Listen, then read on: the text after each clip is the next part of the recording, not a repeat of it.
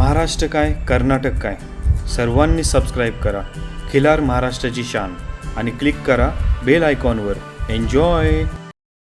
नमस्कार मंडळी, खिलार महाराष्ट्राची शान या यूट्यूब चॅनलवर मी सूरज दगे आपल्या सर्वांचं सहर्ष स्वागत करतो. मागील 8 वर्षामध्ये खिलार महाराष्ट्राची शान या चॅनलच्या माध्यमातून आज आपण संपूर्ण महाराष्ट्र आणि कर्नाटक फिरलो.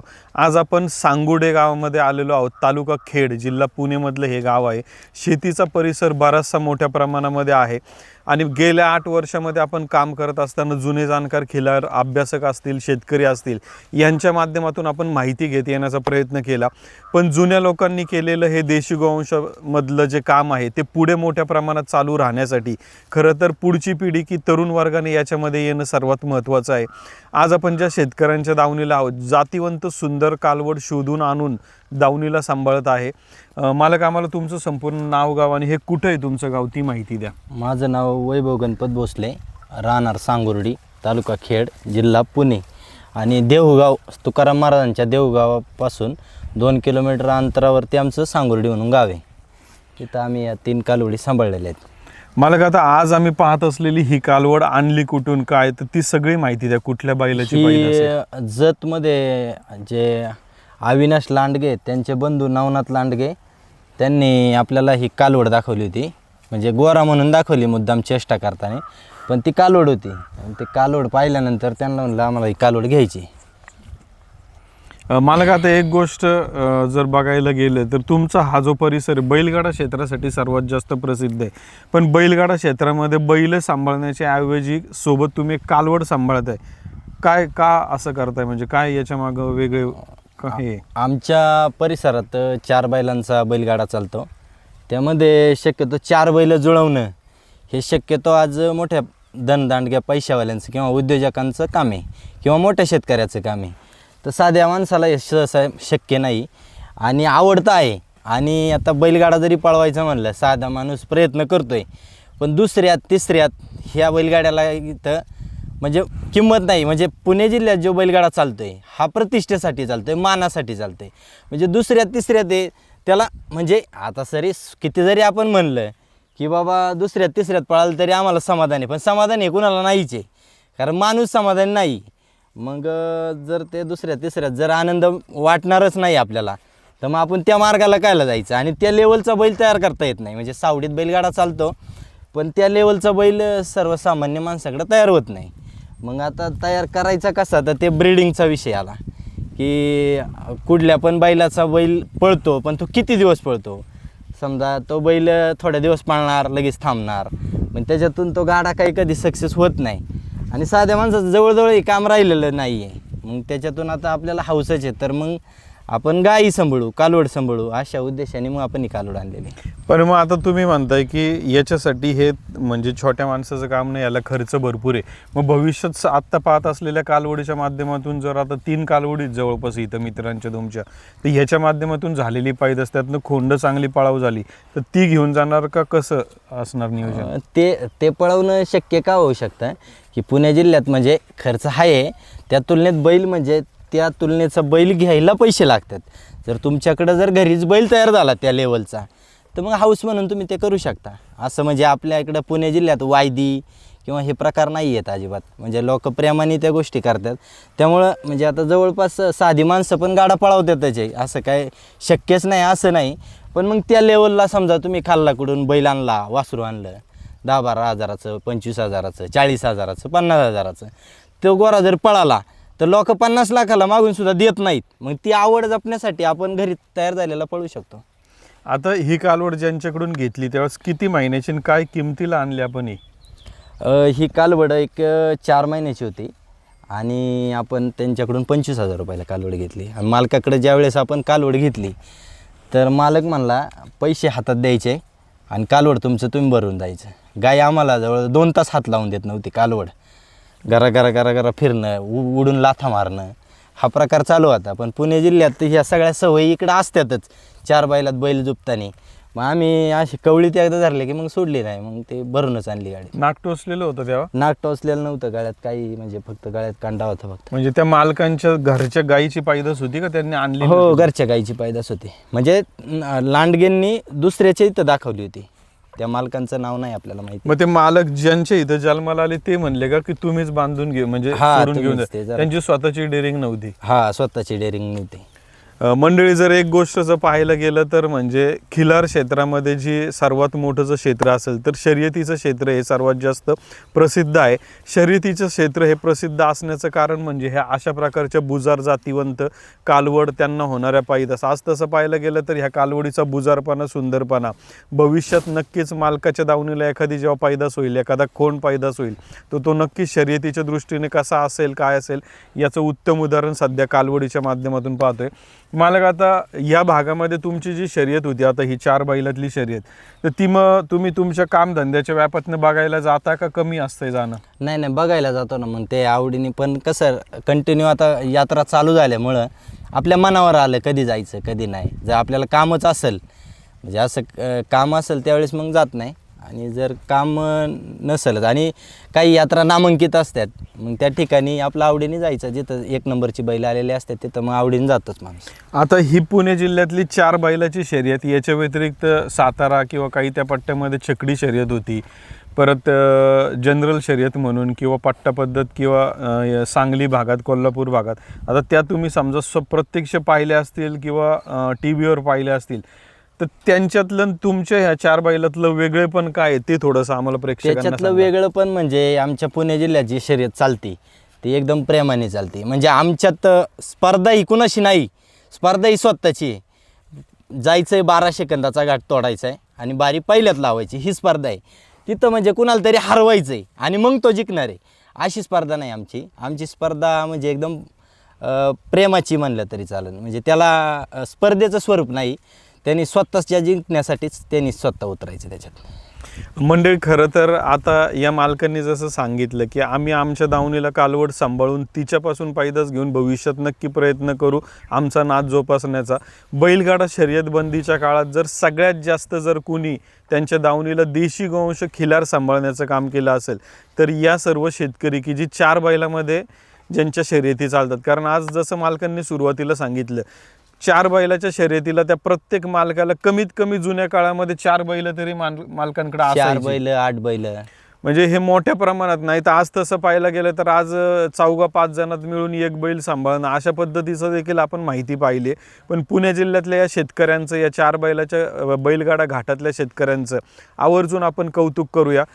मला का आता मग कालवड आणल्यापासून आजपर्यंत तिचा व्यायाम, वैरण किंवा आता तुम्ही दुग्ध व्यवसाय पण आहे तुमचा, तर ह्या कालवडीचं काय वेगळे पण तुम्हाला सांभाळावं लागतं की बाकीच्या जनावरांपेक्षा? गाईचं वेगळे पण म्हणजे गाई फक्त असं अचानक जर माणूस आला तर तिच्या खाली मॅट किंवा थोडंसं गबाळ वगैरे टाकलेलं असतं की जेणेकरून सटकावं नाही. कारण गाई जास्त गरम आहे. अचानक जर माणूस आला तर गाई स्पीडमध्ये उडते. गाई पाठीमागून एकदा एक माणूस आला तर गाई गव्हाणीच्या पलीकडे उडून पडली होती आणि तिथं माणूस अवेलेबल होता म्हणून ठीक तिथं सोडता आली. पण जर माणूस नसला तर मग काहीतरी चुकीचं घडू शकतं. आता मागाशी तुम्ही म्हणले की गाय जेव्हा कालवड आपण खरेदी केली तेव्हाच जो बुजारपणा होता तो आज घडीला कमी झालाय का तेवढाच आज सुद्धा टिकून येतो. आज पण तो बुजारपणा टिकून आहे गायचा. मला का आता एवढ्या सगळं कामाचा व्याप, बाकीची जनावरं आणि ह्याच्यातनं दावणीला आज ही सांभाळत असलेली खिलार देशी कालवड, काय वेगळेपण आहे, काय आनंद आहे, काय सुख आहे याच्यामधलं थोडंसं तुमच्या भाषेत सांगा आम्हाला. याचं सुख म्हणजे मला खरं तर मला शरीराची खूप आवड आहे. जनावराचं शरीर, जनावराचं म्हणजे डोळ्यांची रचना, पायाचं फाउंडेशन, शेपटाची रचना, गाईचं म्हणजे बैलाच्या बाबतीत जे आपण बघतो ते गाईत सुद्धा मला ते बघायला आवडतं. डोळ्याच्या कडा, तिची शिंगांचा आकार किंवा मग तिचं उभं राहणं, तिचं अचानक माणूस आल्यानंतर नजर टाकणं, ह्या गोष्टी सगळ्या बघून मग ते तिचं काही कमी झालेलं नाही आणि त्या सगळ्या गोष्टी बघितल्यानंतरच गाई आपण खरेदी केलेली. मालक धन्यवाद. आम्हाला एकदा तुमचं नाव, गाव, फोन नंबर सांगा. माझं नाव वैभव गणपत भोसले, राहणार सांगुर्डी, तालुका खेड, जिल्हा पुणे. Phone number 8805 63 53 39. मंडळी, आता या शेतकऱ्यांची आपण मुलाखत घेतली. आता यांचेच मित्र त्यांच्या दावणीची असलेल्या दुसऱ्या कालवडीची मुलाखत आपण थोड्याच वेळात चालू करतो. आपण तिकडे जाऊया आता. नमस्कार मंडळी, या मुलाखतीच्या सुरुवातीला आपण शेजारची कालवड असली त्या मालकांची, त्या शेतकऱ्यांची माहिती घेतली. आज जर एक गोष्ट बघायला गेलं तर एका मालकाच्या नादाने किंवा एका मालकाच्या आवडीने पाहून दुसरा नाद तयार होत असतो, हे बऱ्याचदा आपण पाहिलं. आज तसं पाहायला गेलं तर देशी गोवंश वाढण्यामध्ये आपला एकत्र राहून जो देशी गोवंश सांभाळला जातो ते मोठ्या प्रमाणामध्ये पाहिलं जाते. मालक, आम्हाला तुमचं संपूर्ण नाव, गाव आणि फोन नंबर सांगा. माझं नाव अनिकेत गोरक्षनाथ बसे, गाव सांगुर्डी, तालुका खेड, जिल्हा पुणे. Mobile number 9075 42 07 92. मालक, आता एक गोष्ट विचारायची. मगाशी आम्ही तुमचे मित्र शेतकरी त्यांची मुलाखत घेतली, तर त्यांची कालवड अगोदर का तुमच्या ह्या 2 गायी अगोदर आणलेल्या आहेत? अगोदर आम्ही ती गाय आणली होती, तिला लंपी झाला होता, थोडा जास्त लंपी झाल्यामुळं आम्ही नंतर ही गाय आणली तिच्या नावाने. लंपी मग आपण लवकर लक्षात आलं तर कवर लवकर झाला का तो? हा, अजून कवर झालेला नाही, तो मागल्या पावसाळ्यात झाला आहे, अजून कवर नाही झालेला, थोडा आहे. मग गाठी मोठ्या झालेल्या का त्या? हा, गाठी मोठ्या झाल्या होत्या. ही आत्ता पकडलेली कालवड कुठून घेतली आपण? ही आम्ही आत्ता कार्तिकीच्या बाजारातून घेतली. मग कार्तिकीच्या बाजारात ठरवूनच गेलते की घ्यायचंय का असंच बघायला गेलते बाजार? नाही, ठरूनच गेलो होतो घ्यायचे म्हणून. काय किमतीला आणली? हे आम्ही 26,000-26 हजार रुपयाला आणली आम्हाला. मग टेम्पो स्वतःचा घेऊन गेलते? नाही, भाड्याने आणली ती, म्हणजे 30,000 पर्यंत गेली आम्हाला ती. तिथून परत भाडं 5-1 हजार रुपये पडलं. हा. मग आता एक गोष्ट, ही कालवड सांभाळत असताना हिचं वैरण खुराक काय काय पद्धतीचं असतंय? हिला मकाची कुट्टी, कडब्याची कुट्टी, भुस्सा आहे, हरभऱ्याची डाळ. विकतचं आहे का सगळं घरचं आहे तुमचं? नाही, वैरण घरची असते, रत्ते विकतचा असतो. आणि ती गाय आता कुठल्या बैलावर गाभणी ऐकले आम्ही? ती आम्ही अमोल पैलवान कदम शेळकेवाडीची, त्यांच्या बैलावरती गाभण, साताऱ्याची. त्यांचा कोणता बैल? त्यांच्याकडे 2 बैल आहेत. त्यांनी आता बाईजा म्हणून आणलेला कोसा किल्ला वळू आहे, त्याच्यावरती ती गाय गाभण आहे. आता मला एक विचारायचं आहे मालक, आता पहिल्याच व्याताला ती आता गाभण राहिली, किती दिवस झाले भरून बैल? आम्ही एक 15-20 दिवस झाले असतील आता भरली ती. मग आता बऱ्याचदा आमचे शेतकरी गाय जेव्हा भरायला घेऊन जातात तेव्हा कुठली काळजी की बाबा 24 तासामधला तो माज कितल्या वेळेला तुम्ही इथनं निघाले, पोचले, परत गाय भरल्यानंतर किती वेळ थांबले, काय प्रवास होता? आम्ही संध्याकाळी 10-10:30 वाजता गायनी सोड टाकल्यानंतर आम्ही लक्षात आलं आमच्या, आम्ही संध्याकाळी जाऊन दिली. सकाळी 6 वाजता गाय भरली. गाय भरल्यानंतर तिथं 12 वाजता जाऊन आम्ही अर्धा तास आराम करून बैल भरावला आणि 1 तासभर थांबून आम्ही निघालो मग तिथून. मालक, आता तो अमोल कदम जे आहेत शेळकेवाडीची, त्यांचाच बैल भरायचा किंवा आता महाराष्ट्रात बरेच वळू आहे, मग हे वळू निवडताना कसं तुम्ही की बाबा तोच बैल आपण आपल्या गाईला योग्य किंवा हे कसं निवडता? बैलाचं शरीर, त्याची होणारी पैदास, फाउंडेशन, त्याचं त्या सगळ्या गोष्टी बघून आम्ही तो निवडला वळू भरवण्यासाठी. आता तुम्ही उद्योगधंदा काय असतोय तुमचा? बाकीचं कामाचा व्याप? एक हार्डवेअर आहे आमचं आणि एक स्लायडिंग ॲल्युमिनियमचं दुकान आहे. मग ह्याच्या अगोदर पण तुमच्याकडं वडील आजोबा यांच्याकडं हे होतं काय? हा, अगोदर होते, गाई म्हशी होत्या, पण आमच्याकडे म्हणजे जातीच्या गाई नव्हत्या, किल्लर गाई नव्हत्या, गावरान होत्या सगळ्या. हे जातीची गाई सांभाळण्यात एक वेगळाच आनंद आहे. हा, आम्ही त्या आनंदासाठीच 2 गाई आणल्यात आज. मग आता हिचं वय किती अंदाज आहे? हिचं वर्षाच्या आसपास वय असेल. आम्ही घेतली ती कार्तिकी यात्रेत, त्याच्यामुळे काही सांगता नाही परफेक्ट, पण अजून दात लावलेलं नाही तिने. आता कामाच्या व्यापातने सकाळपासून संध्याकाळपर्यंत कसं नियोजन असतंय गोठ्यामध्ये? सकाळी उठल्यानंतर आम्ही रती वगैरे चारून जातो, घरचे मग करतात. घरच्यांना पण आनंदाने आवड आहे, हा, आनंदाने करतात. आता तुमचा आनंद आहे म्हणून तुम्ही 2 कालवडी आणल्या, पण घरच्यांचा पण सहभाग आहे. आता तुम्ही म्हणले जर घरच्यांचा सहभाग नसता तर तुम्हाला कामाच्या व्यापातनं हे सांभाळणं अवघड आहे का? घरच्यांची पण मदत पाहिजे? शक्य नसतं झालं मग एवढं सांभाळणं. घरच्यांचं पण पाहिजे. घरच्यांची मदत असते. कोण कोण करतं घरामध्ये अजून मदत? आई आहे, बायको आहे, चुलती आहे. मंडळी, एक गोष्ट जर बघायला गेलं तर आज आपण महाराष्ट्रातल्या शेतकऱ्यांमध्ये सगळ्यात मोठी जर समस्या कोणती म्हणलं तर मॅन पॉवर ही सगळ्यात मोठी समस्या आहे. बरेच शेतकरी म्हणतात की आज आम्ही आमच्या दावणीला सांभाळतोय, पण ते सांभाळत असताना गडी नाही, सांभाळायला कोण नाही, याच्यामुळं आम्ही देऊन टाकतोय. पण आज आपण नुकतंच सांगोल्याच्या जवळपास कोळेकर सरांची एक मुलाखत घेतली, ती येत्या काही दिवसामध्ये आपण चॅनलमध्ये पाहिली देखील आहे. कोळेकर सरांना आनंदाने गर्वाने एक गोष्ट सांगितली की आज मी कोळेकर सर राहतात शहरात, किंवा त्यांचं बाकीचं जॉब किंवा त्यांचं सगळं शिक्षण क्षेत्रातलं काम सांभाळून त्यांच्या गावाकडची त्यांचे भाऊ मंडळी किंवा घरातील इतर सर्व मंडळी चांगल्या पद्धतीने सांभाळतात, तेव्हाच आज दावणीला मोठ्या प्रमाणात गोवंश सांभाळू नये.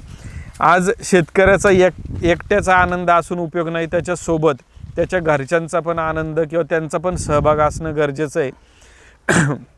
कारण एक गोष्ट म्हणलं तर नुसतंच आवड आहे म्हणून देशी गोवंश आणायचा, पण तो आणल्यानंतर सांभाळला पण गेला पाहिजे. तर याच्यासाठी घरच्यांचं देखील योगदान महत्त्वाचं आहे. मालक, आता एक गोष्ट पाहायला गेलं तर ह्या तुमच्या सांगोडे परिसरामध्ये आता तुमच्या आमचे 3-4 गायी पाहतोय, अजून किती प्रमाणात गायी या भागात आहे खिलार?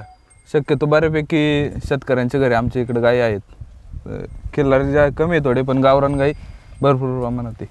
पण आता तुम्ही जसं म्हणले की ती गाय भरायला तुम्ही साताऱ्याला गेलते, मग असं नाही वाटत का की ह्या परिसरात कुठल्या तरी गोपालकांनी पण वळू सांभाळला पाहिजे किंवा काय? सांभाळला पाहिजे, त्याची गरज पण आहे. एवढं लांब जाऊन नंतर गाई कन्फर्म होती नाही होत ते पण आहे ना नंतर. मग कुठल्या ना कुठल्या शेतकरी, मग तुमचं कुठल्या मित्रमंडळींचं नियोजन आहे भविष्यात की आपण एखादा वळू सांभाळावा असं काही? आता हे त्या गाईचे मालक आहे ते सांभाळतील भविष्यात ओळख वाटते.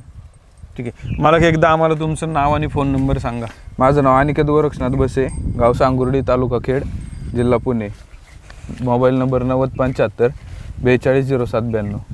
मला आता एक शेवटचा प्रश्न असा विचारायचा आहे की गाईला लंपी झाला, कसं जाणवलं लंपी झालाय, किती वेळात, आणि काय काय ट्रीटमेंट त्या दिवसापासून आजपर्यंत गाईला केली आपण? गाईला लंपी पावसाळ्याच्या स्टार्टिंगलाच लंपी झालता. एक 4-5 वाजता गाईच्या अंगावरती नॉर्मल फोड आले होते 2-3. त्याच्यानंतर आम्ही लगेच ते सिंग डॉक्टर आहेत तळेगावमधले, त्यांची ट्रीटमेंट करून लिंबाचा पाला वगैरे त्यांनी दोराडी करायला लावली आम्हाला. त्यांच्या ट्रीटमेंटने आम्ही गाई कवर केली. गाईला खूप प्रमाणात लंपी झालं होतं. दुसऱ्या दिवशी गाई सगळी भरली होती फोडांनी.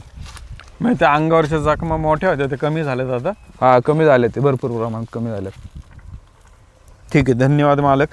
मंडळी, आता आपण अजून एक त्यांच्या दावणीला त्यांच्या मित्रांची गाय, तर त्या गायीकडे आपण जाऊया आता. नमस्कार मंडळी, सध्या या मुलाखतीच्या सुरुवातीला आपण जवळपास 3 कालवडी पाहिल्या. त्या दोन्ही मालकांनी कशा पद्धतीने सांभाळली ही माहिती आपण त्या माध्यमातून घेतली. मालक, आम्हाला तुमचं नाव, गाव आणि फोन नंबर सांगा. माझं नाव दीपक रंगनाथ बसे, गाव सांगोर्डी, तालुका खेड, जिल्हा पुणे. Mobile number 8308 55 27 26. कुठून आणली मालक तुम्ही ही गाय? हे पंढरपूरचे एक मित्र आहेत, रोहित मोरे म्हणून. हां, त्यांनी आपल्याला दिलेली, अशीच म्हणजे विकत नाही आणलेली, त्यांनी दिलेली. ओळखीचे होते तुमचे ते? हां, मित्र आहेत. त्यांच्याकडे मी बऱ्याच दिवसापासून, म्हणजे आमचे मित्र आहे आंबोरे म्हणून, रवींद्र आंबोरे आंबळ्याचे. हां, बरोबर. त्यांच्याकडे 2-3 गायी आहेत. तर त्यांच्या माध्यमातून आम्ही गाई शोधत होतो, बरेच दिवस गाई पाहत होतो. पण त्यांचं म्हणणं होतं की पाळली तर कोसा खिल्लारच पाळायची. म्हणून ते पंढरपूरचे मित्र त्यांना कॉल करत होतो की कोसा खिल्लार गाई आली तर द्या आम्हाला एक. मग ते पंढरपूरचे मित्र तुमच्या ओळखीचे होते का रवींद्र आंबोरे? नाही, माझ्या ओळखीचे होते. तुमच्या कशी काय तुमची ओळख, म्हणजे गाईच्या ह्याच्यातनंच का असंच फोनवर का काय? नाही, आम्ही कार्तिकी बाजारात भेटलो होतो एकदा पंढरपूरच्या. हां, कार्तिकी बाजारात भेटलो होतो, 1-2 वेळा भेटलो होतो. म्हणजे 2-3 वर्षापूर्वीची ओळख आहे आपली. त्यावेळेस त्यांना बोललो होतो, त्यांच्याकडे होती गाई त्यावेळेस त्यांचा नंबर घेतला होता. बाजारात गाई होती, गाभण होती, पण ती काजळी खिल्लार होती, आपला कोसा खिल्लार पाहिजे नव्हती. मग आता ही गाय किती दोनदातून किती महिने झाले किंवा काय? ही आत्ता आपण आणून 1 महिना झाला आहे आपल्याकडे आलेली. मग दोनदा तिकडच झालेली? तिकडंच झालेली. मग आता ही माझ्यावर आली का नाही अजून? माझ्यावर आली होती. आपण गणेगाव खालसाचे अमोल, नाही काय त्यांचं, कर्डिले. हां, कर्डिलेंक पैलवान बैल म्हणून त्या बैलावरती लावून आणलेली आहे. आता आणलेली 15 दिवस झाले तिला. ओके, भरून आणली. भरून आणलेली. त्याच्या त्या नवीन आणलेला बैल का? हां, पैलवान, काम्या बैलाची पैदास, पैलवान त्या बैलावर भरून आणलेली.